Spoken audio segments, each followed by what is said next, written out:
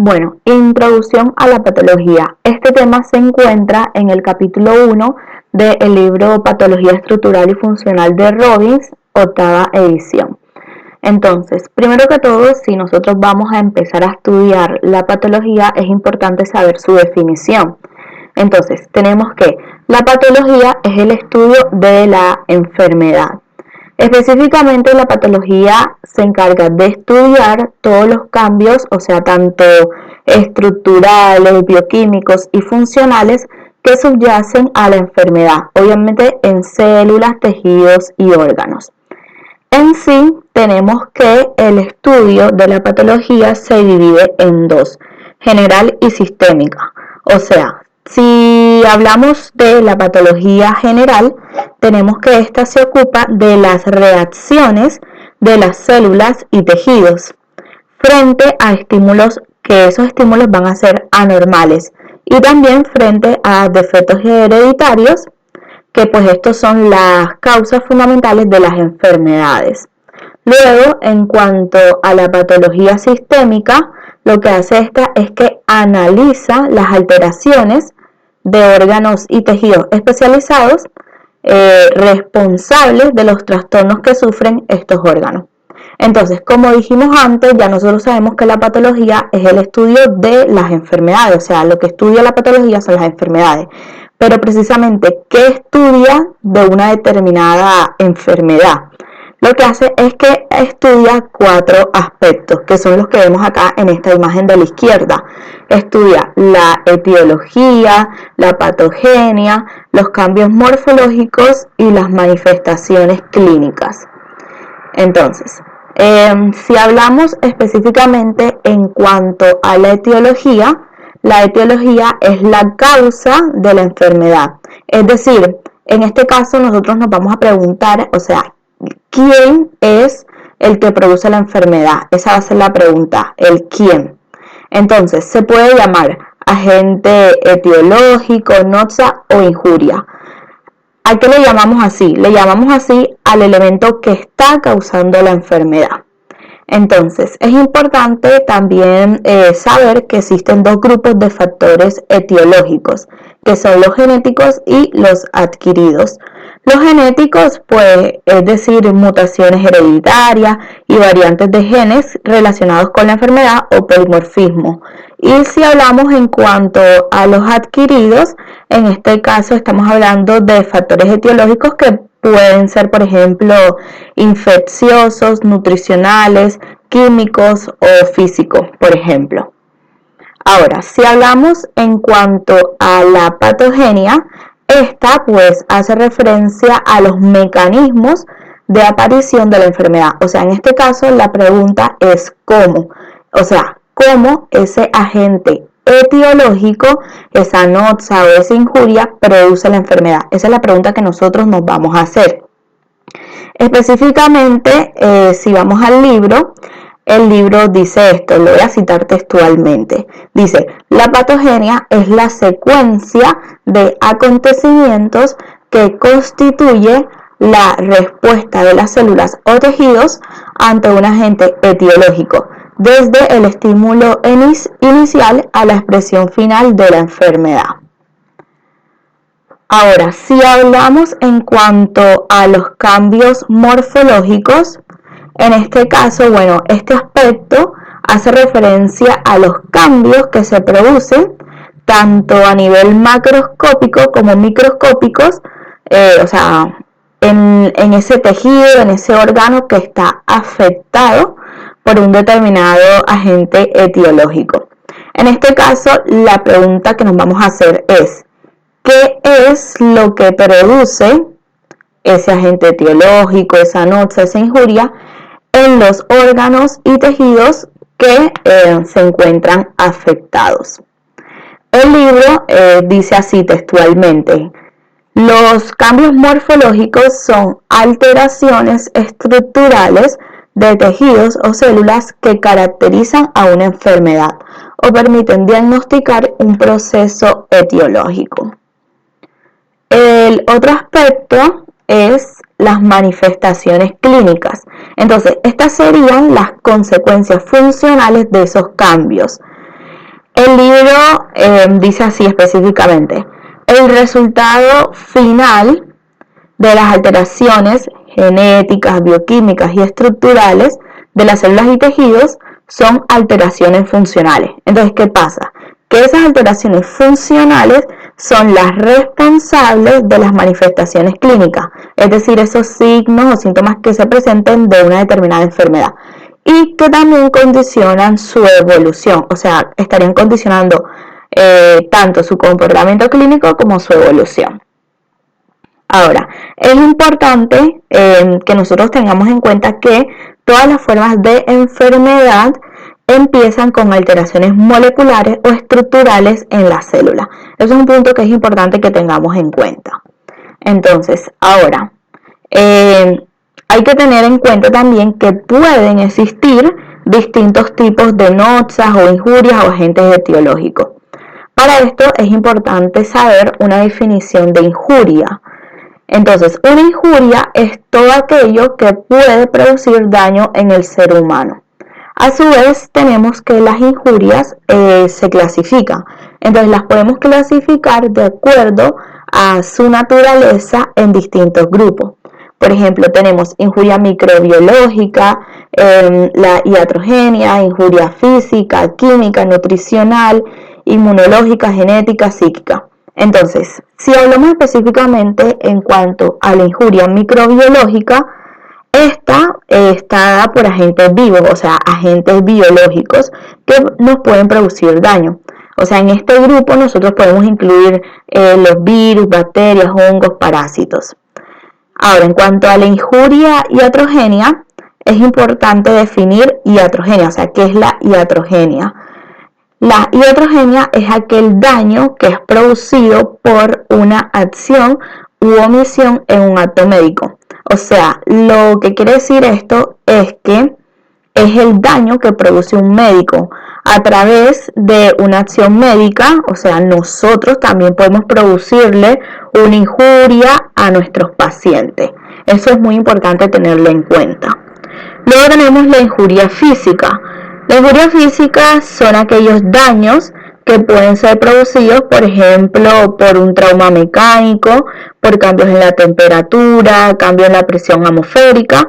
También podemos hablar en este caso del trauma acústico, que obviamente se produce a través del sonido. También podemos incluir la acción de las radiaciones, ya sean ionizantes o no ionizantes.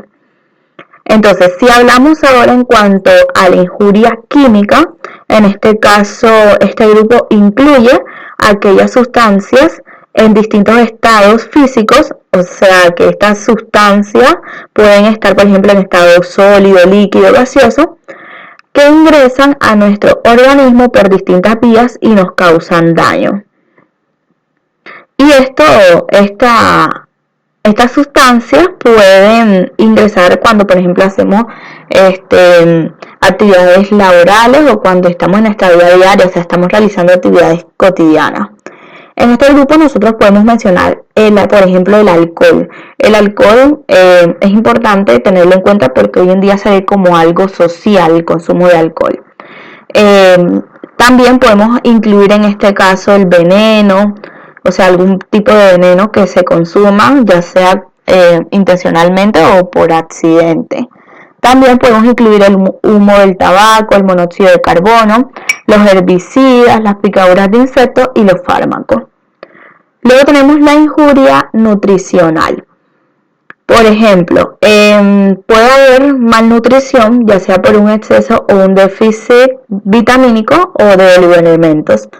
Entonces, si hablamos específicamente de malnutrición, según la OMS, la malnutrición se entiende como las carencias, los excesos o los desequilibrios de la ingesta de energía y o nutrientes de una persona.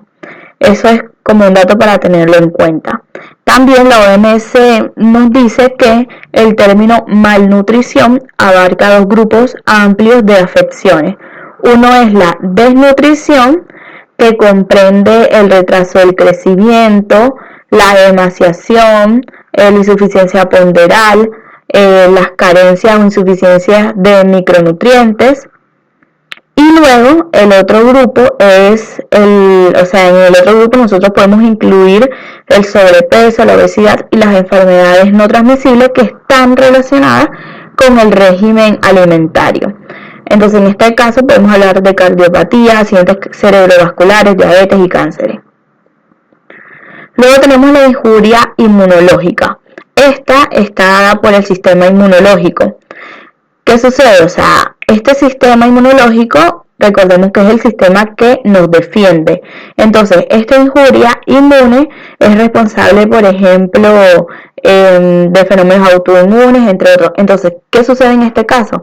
Que este sistema inmunológico no va a estar actuando como debe actuar, no va a estar actuando correctamente, sino que en vez de estar defendiéndonos, por decirlo coloquialmente, va a estar atacando nuestro propio organismo, por ejemplo. Luego tenemos la injuria genética. En este caso es importante que nosotros diferenciemos dos términos, que son alteración congénita o malformación congénita, y el otro término es enfermedad hereditaria. Cuando nosotros hablamos de alteración congénita o malformación congénita, esto tenemos que tener claro que esto está relacionado con la génesis. Entonces, es importante destacar que esta se desarrolla durante la gestación. Es decir, por ejemplo, es la acción de algún agente injuriante que haya afectado a la madre y por ende al feto durante el proceso de la gestación, que al momento del nacimiento se traduce pues en una anomalía o en una malformación congénita. Es importante tener en cuenta que esto no es hereditario, ¿por qué? Porque es producto del momento de la gestación. Ahora, cuando nosotros hablamos de enfermedad hereditaria, esta está genéticamente determinada, está impresa en los genes, en nuestros genes, en la constitución de nuestro ADN. Bueno, y por último podemos encontrar la injuria psíquica, que en este caso podemos hablar de la violencia, los distintos tipos de violencia, ya sea intrafamiliar, violencia de género, entre otros. Teniendo en cuenta esto, es importante que sepamos que existe una gran injuria o una gran noxa que se considera como la más importante, que si nosotros pensamos bien está incluida en todas esas injurias que mencioné anteriormente. ¿Cuál es? Es la hipoxia. Es importante recordar que la hipoxia es la disminución del oxígeno que está presente en el intersticio de la célula y que obviamente pues está a disposición de la célula para ser utilizado. Ahora, si hablamos ya en cuanto a las respuestas celulares frente al estrés y estímulos nocivos, como dice acá el título, este tema se encuentra en la página 5 del libro Patología de Robbins, la 8ª edición. Entonces, podemos observar este cuadrito, este dibujo, que también está en el libro. ¿Qué nos dice acá este cuadro? Tenemos una célula normal. Esta célula normal se encuentra en homeostasis. Entonces, el libro cita textualmente que la célula normal solo puede disponer de un rango limitado de funciones y estructuras según su situación metabólica, diferenciación y especialización. A pesar de esto, la célula normal se puede adaptar a las necesidades fisiológicas manteniendo la homeostasis, que es un estado de equilibrio. Entonces, ¿qué sucede? Tenemos una célula normal, como observamos aquí en este cuadro. Esta célula normal se encuentra en homeostasis. Si sufre algún estrés, si es afectada por algún estrés, esta célula puede responder adaptándose.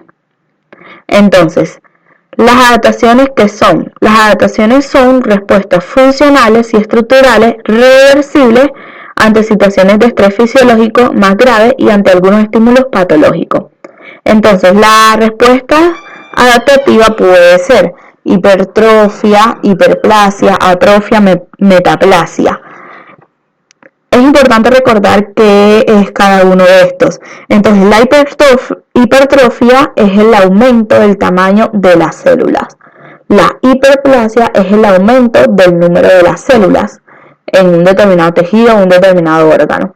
La atrofia es la reducción del tamaño y la actividad metabólica de la célula, y la metaplasia es un cambio irreversible en el que una célula diferenciada se sustituye por otro tipo celular.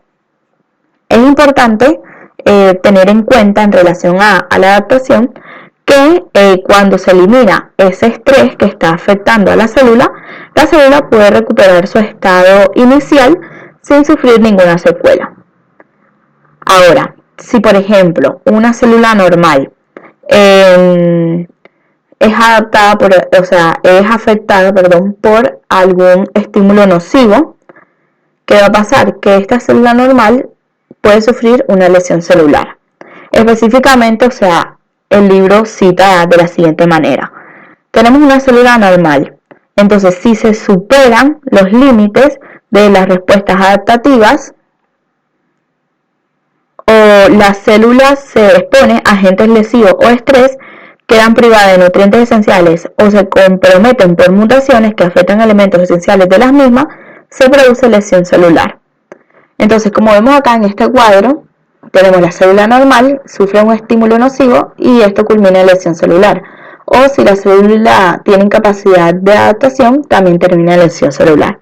Entonces, ¿qué sucede? Que esta lesión celular puede ser reversible o irreversible. Cuando la lesión celular es reversible, la célula vuelve a su estado normal de homeostasis. En cambio, si la lesión celular es irreversible, esta lesión celular irreversible siempre va a terminar en la muerte celular. El libro cita que se describen dos vías fundamentales para la muerte celular, que es la necrosis y la apoptosis. Luego sigue diciendo el libro que también hay términos que es importante que tengamos en cuenta, como son autofagia, acumulación intracelular, calcificación patológica y envejecimiento, que son temas que se van a ver a lo largo de del capítulo 1. Entonces, la autofagia.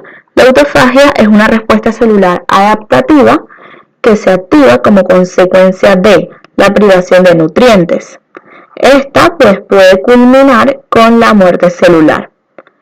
Luego, si hablamos en cuanto a la acumulación intracelular, nos dice que dentro de la célula se pueden acumular sustancias como proteínas, lípidos e hidratos de carbono. Y también, tenemos que las alteraciones metabólicas de la célula y las lesiones crónicas subletales pueden asociarse a la acumulación intracelular. Después nos habla de la calcificación patológica, que hace referencia con el hecho de que se suele depositar calcio en los focos de muerte celular con la consiguiente calcificación patológica. Y después nos habla acerca del envejecimiento y menciona que este es un proceso normal que se asocia a cambios característicos en la célula a nivel morfológico y funcional. Teniendo en cuenta todo lo que mencioné anteriormente, podemos observar aquí esta imagen. Tenemos que esta es una célula normal que se encuentra en homeostasis normal. Lo que queremos plantear ahora, lo que quiero plantear es qué sucede cuando una de esas tantas notas o injurias que mencioné anteriormente afecta esa homeostasis en que se encuentra la célula. Para eso es importante recordar que es homeostasis. La homeostasis es ese estado de equilibrio que tiene la célula con su medio, que le permite, por ejemplo, mantener su tamaño y no estallar cuando se llena, por ejemplo, de sodio de agua, o por ejemplo, al intercambiar elementos con el espacio extracelular, le permite mantener su equilibrio. También podemos decir que es ese estado de equilibrio que le permite a la célula cumplir con todas sus funciones. Este es un concepto más específico. Entonces, cuando se produce la perturbación de esa homeostasis por parte de una noxa o una injuria, pueden ocurrir tres cosas. O sea, la célula puede adaptarse, puede sufrir lesión reversible o puede sufrir lesión irreversible. Entonces, si hablamos primero en cuanto a la adaptación, podemos decir que la célula, frente a la agresión de esa noxa, de esa injuria, ¿qué hace? O sea, busca la manera de sobrevivir. ¿A qué? A esa noxa o esa injuria. ¿Y cómo lo hace? Lo hace adaptándose. Y de esa forma alcanza lo que sería una homeostasis adaptada. Estas adaptaciones o procesos adaptativos son la atrofia, la hipertrofia, la hiperplasia y la metaplasia. En este caso, es importante tener en cuenta que para que la célula que fue afectada por esa noxa, esa injuria, se adapte, la noxa debe tener ciertas características. Es decir, la noxa debe tener una intensidad baja. ¿Por qué? Porque si tiene, por ejemplo, una intensidad moderada, intermedia o severa, no le va a permitir a la célula adaptarse, sino que directamente la va a lesionar. Y la noxa debe actuar de manera sostenida en el tiempo. O sea que esa relación noxa-célula debe tener una duración prolongada en el tiempo, obviamente. Y otro punto que es importante tener en cuenta es que la célula debe ser capaz de adaptarse. Esto tiene que ver en que, por ejemplo, o sea, si hablamos de la hiperplasia recordemos que es el aumento en el número de las células. Entonces, por ejemplo, nosotros no podemos plantear que puede haber hiperplasia, por ejemplo, en el músculo cardíaco. ¿Por qué? Porque las células musculares que se encuentran en el corazón no tienen capacidad mitótica, o sea, no se pueden dividir. Tampoco pues puede haber metaplasia. El corazón lo único que puede hacer, por ejemplo, sí puede sufrir hipertrofia, que es un aumento del tamaño de la célula, o también puede sufrir atrofia. Entonces, esto tiene que ver en la característica de la célula, que la célula debe poder adaptarse. Ahora, si la célula que es afectada por esa noxa, esa injuria, sufre una lesión celular que es reversible, esto se va a manifestar en dos cosas, el cambio hidrópico y el cambio de grasa. Entonces, si hablamos específicamente en cuanto a la lesión reversible, esto también se le llama lesión subletal. Es decir, que no es capaz de provocarle a la célula la muerte o la pérdida de su estado homeostático.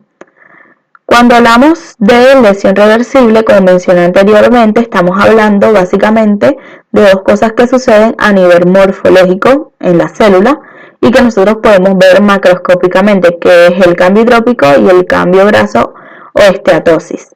El cambio hidrópico es básicamente pues, la acumulación de agua en la célula. Si nosotros hablamos de que hay lesión reversible, estamos hablando obviamente que la célula ya ha sido injuriada y ha sido injuriada más agresivamente que en la adaptación. Pero esta célula, ¿qué pasa? Tiene la capacidad de recuperar su estado homeostático inicial. Por eso hablamos de una homeostasis recuperable. Entonces, para que una célula que fue afectada por una noxa o injuria sufra una lesión que sea reversible, la noxa debe tener ciertas características. Es decir, la noxa tiene que tener una intensidad que sea superior a la intensidad de la adaptación. Es decir, que la noxa tiene que tener una intensidad que, por ejemplo, puede ser moderada. Y también la duración de esa relación noxa-célula tiene que ser corta, o sea, corta en el tiempo. Bueno, ahora es importante hablar ahora de la lesión irreversible. Para que haya lesión irreversible, la noxa debe tener ciertas características. La noxa tiene que tener una intensidad que sea bastante alta, o sea, la intensidad va a ser superior que la intensidad de la noxa cuando se da una lesión reversible o cuando se da una adaptación. Entonces, la noxa tiene que tener intensidad alta y la duración de esa relación noxa-célula puede ser de un tiempo corto, intermedio. Lo que es importante tener en cuenta en este caso es que luego de que se da esta lesión irreversible, se produce la muerte de la célula. O sea, siempre la lesión irreversible va a terminar en la muerte celular. La célula va a morir. Entonces, es importante tener en cuenta que la muerte celular es un momento. Se puede decir que es como una fotografía para poder entenderlo mejor. Es un momento en donde simplemente la célula deja de vivir y listo, no pasa más nada. Lo que es importante destacar ahora es que cuando nosotros hablamos de muerte celular, no estamos hablando de necrosis. O sea, muerte celular y necrosis no son sinónimos, porque muchas veces se confunden.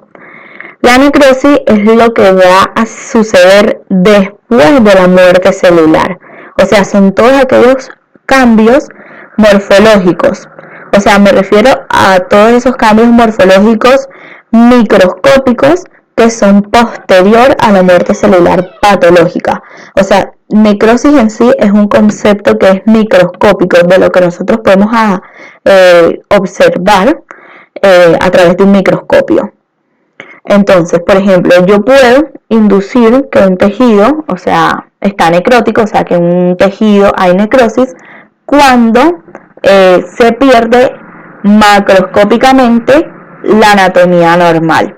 Por ejemplo, si yo veo un tejido que está desvitalizado, friable, friable significa que si, por ejemplo, nosotros raspamos el tejido con algún elemento, no sé, cortante o cualquier otro elemento, no sé, por ejemplo, un lapicero, ¿qué pasa? Que este tejido se desintegra con facilidad.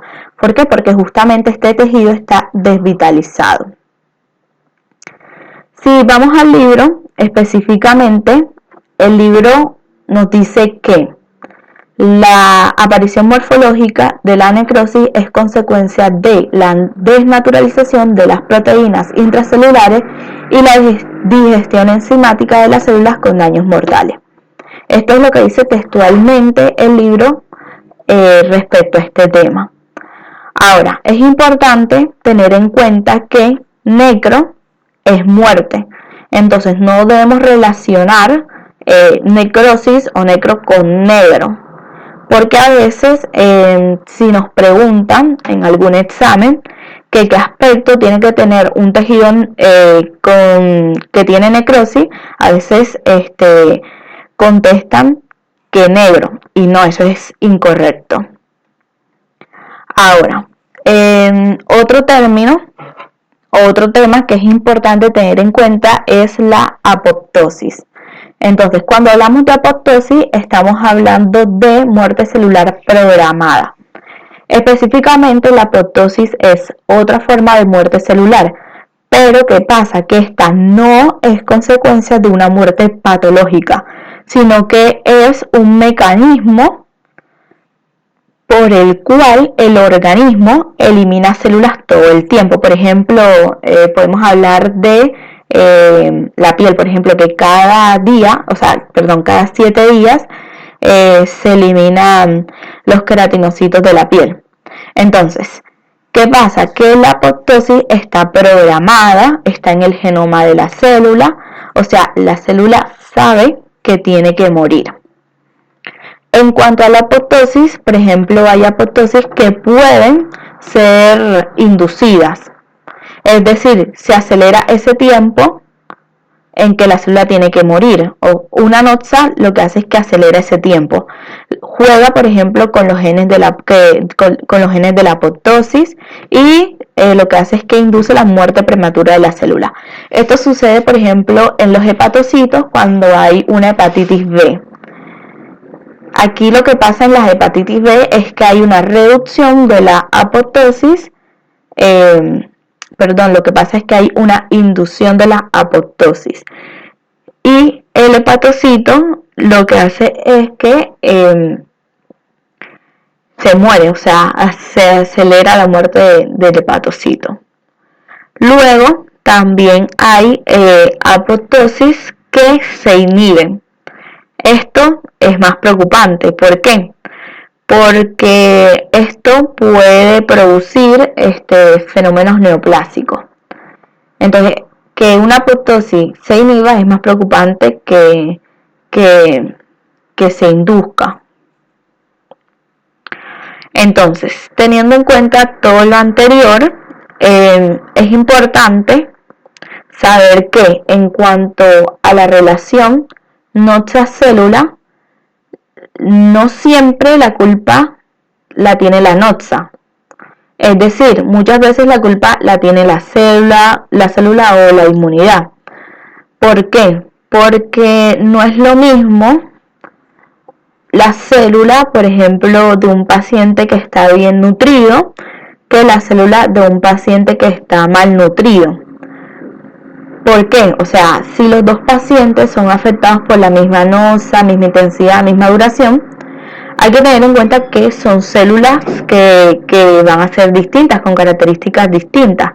Por lo tanto, estas tres posibilidades de lo que puede hacer la célula pueden ser distintas, porque las condiciones de esa célula es distinta. Ahora, otra cosa que es importante tener en cuenta es que desde una adaptación se puede ir a una lesión reversible o se puede ir a una lesión irreversible cuando, por ejemplo, la célula ya no puede tolerar la agresión y sostener la adaptación. Entonces, ¿qué hace? Puede ir a una lesión reversible o puede ir a una lesión irreversible. Entonces hay que tener en cuenta que esta lesión irreversible siempre va a terminar en la muerte celular.